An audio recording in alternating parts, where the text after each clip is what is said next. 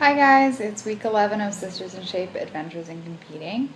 Can't believe it, it's gone by so fast.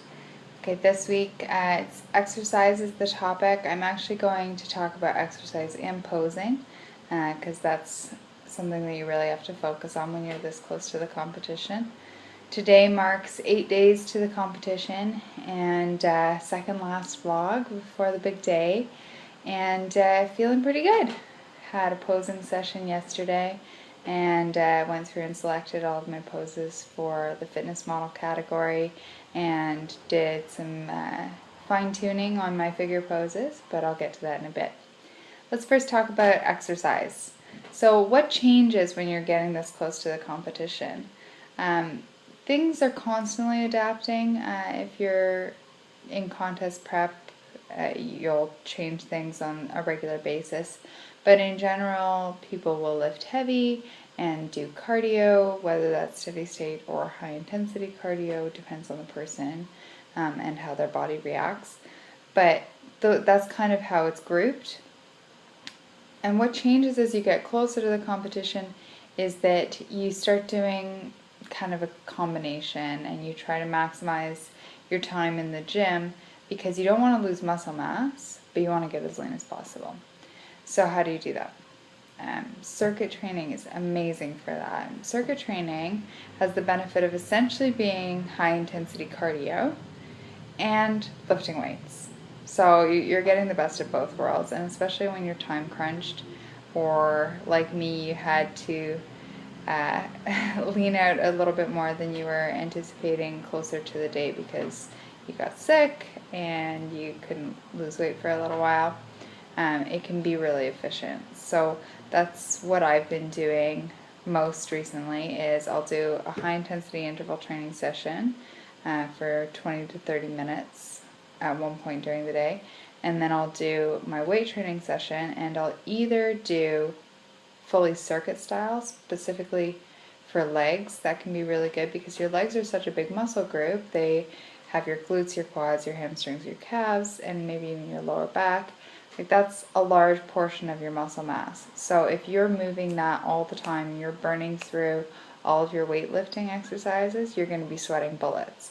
It's going to be harder than a HIIT cardio session for sure. And your heart rate's going to be up the entire time. You're going to be breathing hard, but you're not going to be able to lift as much weight. So you have to balance it out. And especially when you're a little further out from the competition, you can play with this a little bit. You can do one circuit training session a week and one heavy leg day a week if you're doing 2 leg days per week, which is most competitors. Most competitors do a minimum of 2 leg days a week. I'm doing circuit training once, and then I'll do a heavier leg day. Even this close to the competition, I'll do a heavier leg day with slightly higher reps, so we're talking maybe 12 to 15 reps in a set, and then I'll superset those with an active rest period. I've been told that my active rest periods are really intense and not normal, but that's how I live my life. So, I do things like jumping squats, burpees, jumping lunges, and if I'm tired, so like near the end of a session, I'll tone it down a little bit. I'll do things like skipping without the skipping rope, so like usually side to side skips, so you have your legs together and you kind of just go like this, and I'll do 60 of those, say. Butt kickers, so same type of deal, but you're just like kicking your feet back and hitting your bum, or knee ups. So same thing, so sort of jumping exercises, but things where you're not using the muscle as much, so you don't get as tired as quickly, and it's not quite as intense. So I'll usually save those for the end of the workout, and I'll do the more intense active rest periods. Even like mountain climbers I find pretty intense. So I'll do those more at the beginning when I have a bit more energy. So those are 2 really good ways for lower body where you can kind of get a high intensity session in with your weight training and maximize the amount of time that you have in the gym. Now I am also doing high intensity cardio, so I'm exhausted all the time, and I wouldn't have done that I probably would have kept my high intensity cardio a little shorter, or not had as much active rest kind of thing, essentially not doing the 2-a-days if I had been able to lean out sooner in the competition prep. But this is where you have to adjust and kind of negotiate with yourself. What am I willing to do? What do I think my body can handle? Do I think this is healthy? How long will I have to do this for? So for me, ideally, I'll qualify for the elite show. That's the first time I'm saying that in public. That's my goal, is to qualify for the elite show, which is 2 weeks later. So my thought process is, can I keep this up for 4 to 5 weeks, which is, so 3 weeks out from this show I started doing that, and then another 2 weeks to the UFI North American Championships, if I qualify. So fingers crossed. And I decided that yes, I could keep that up. I couldn't do 2 high intensity sessions a day and a weight training session. So that's why I combined the weights with the active rest to kind of get the best of both worlds. With upper body, so that was lower body, upper body, it can be a little harder to combine because you're not going to get your heart rate up as naturally from just doing even bigger moves like bench press. Like your heart rate just isn't going to be as high because that only involves your shoulders, your triceps, your chest. They're not as big muscle groups for one, and there's not as many muscle groups involved. And so then that gets even less when you're doing things like tricep pushdowns, bicep curls, deltoid raises. These are very, very small muscle groups. They don't take up a lot of room on your body, therefore they're not going to create a lot of calorie deficit. They're not going to get your heart rate up as high. So that's where you can possibly do 2 cardio sessions a day, or you can do the active rest because that will at least get your heart rate up. But your active rest for those days will probably be a little bit more intense, and you probably, on leg days when I do active rest, I have usually a rest period after my active rest, like of 30 seconds or so, just to get my breathing under control so that I can do the next leg exercise. Because if I don't have my breathing under control, I don't feel safe doing leg exercises.